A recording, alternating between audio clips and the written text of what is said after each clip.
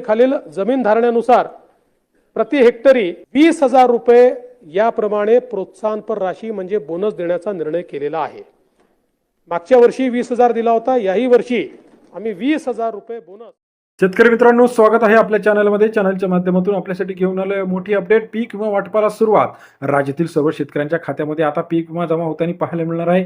गेल्या काही दिवसापासून जो रखडलेला पीक विमा होता, या पीक विमा संदर्भात शेतकऱ्यांसाठी महत्त्वाची अपडेट। डीबीटी पोर्टल अंतर्गत आता पीक विमा जमा होणार आहे। 2 ते 3 दिवसामध्ये राज्यातील सर्व शेतकऱ्यांचा पीक विमा आपल्याला जमा होताना पाहायला मिळणार आहे। गेल्या काही दिवसापासून आपण बघितलं तर पीक विमा हा मोठ्या प्रमाणात रखडलेला होता। आता हा पीक विमा येत्या काही दिवसातच जमा होणार आहे। 27, 28, 29 या सर्व जिल्ह्यांतील पीक विमा जमा होणार आहे, याची यादी जाहीर झाली आहे। मग पीक विम्यात आपले पैसे आले का नाही, असा SMS आला नसेल तर कसा चेक करायचा? तर प्रधानमंत्री फसल बीमा योजना या योजनेअंतर्गत सर्व शेतकऱ्यांच्या खात्यावरती आता पीक विमा जमा होताना आपल्याला पाहायला मिळणार आहे। जर आपण अजूनही पीक विम्याचे पैसे जर आपल्याकडे अकाउंटवरती जमा झालेले नसतील तर पीक विम्याचे पैसे कसे चेक करायचे, पीक विमा कसा येणार, या सर्वाची अपडेट घेऊन आपण आलेलो आहे। सुरुवातीला आपण नवीन असाल तर पीक विमे संदर्भातील नवनवीन अपडेटसाठी चॅनलला लाईक, सबस्क्राईब आणि शेअर करायला विसरू नका। आपल्या मोबाईलवरती PMFBY या संकेतस्थळावरती जाऊन आपण बेनिफिशरी डिटेल्स चेक करायचे आहे। यामध्ये आपल्याला समजणार आहे पीक विम्याचे पैसे आपल्या खात्यावरती आले आहे का नाही आले।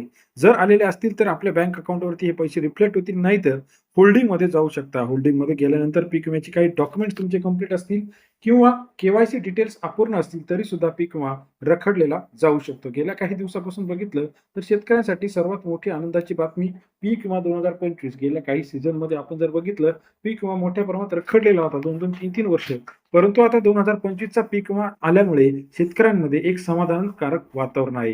पीक विम्याचे पैसे लवकरात लवकर मिळाल्याने जे काही पिकांचं नुकसान झालं आहे यातून शेतकऱ्यांना सावरायला मदत होत आहे आणि पीक विम्याची जी रक्कम आहे ती चांगल्या प्रमाणात शेतकऱ्यांना याचा फायदा होत आहे। पीक विमा ही अत्यंत महत्त्वाची केंद्राची योजना आहे।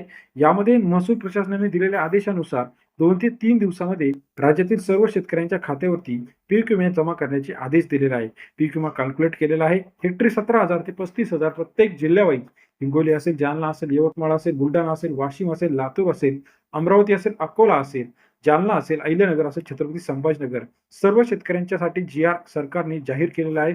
आणि खरीप आणि रब्बी हा दोन्ही सीझनचा पीक विमा आता यील्ड बेस्ड पॅटर्न नुसार वाटपास सुरुवात झालेली आहे।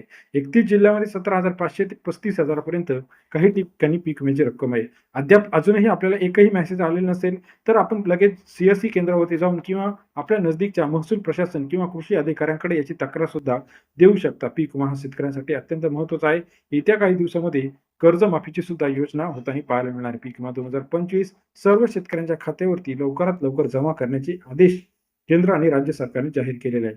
पीक विमा जमा होणार का, पीक विमा कधी जमा होणार, पीक विम्याची लेटेस्ट अपडेटसाठी चॅनलला लाईक, सबस्क्राईब, शेअर करायला मात्र विसरू नका। अधिक माहितीसाठी बेल आयकॉन प्रेस करा, जेणेकरून नवीन अपडेट आपल्यापर्यंत पाहायला मिळतील। व्हिडिओ लाईक करायला विसरू नका।